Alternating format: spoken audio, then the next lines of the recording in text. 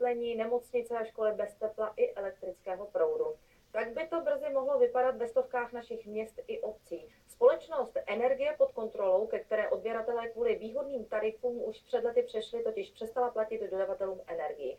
Z koncových zákazníků se tak rázem stali dlužníci a hrozí jim ukončení služeb. Celou věc už vyšetřuje hospodářská kriminálka.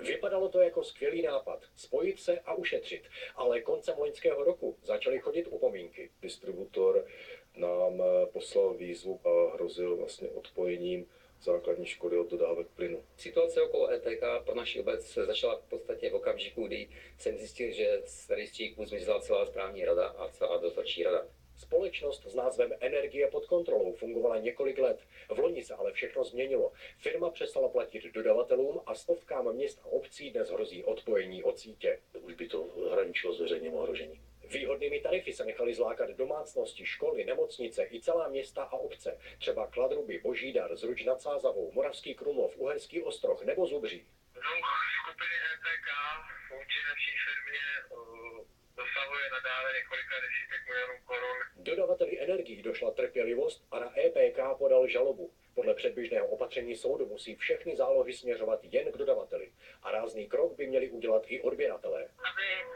ukončili bez jakýchkoliv sankcí vztah s energií pod kontrolou a snažili si najít přímo obchodníka, který jim bude dodávat plyn a elektřinu. Prostor vyjádřit se k případu jsme chtěli dát i představitelům skupiny EPK, ovšem jejich telefony nikdo nezvedal. Možná i proto, že jejich jednání už řeší hospodářská kriminální policie. Zdeněk Čík, Televize Nova.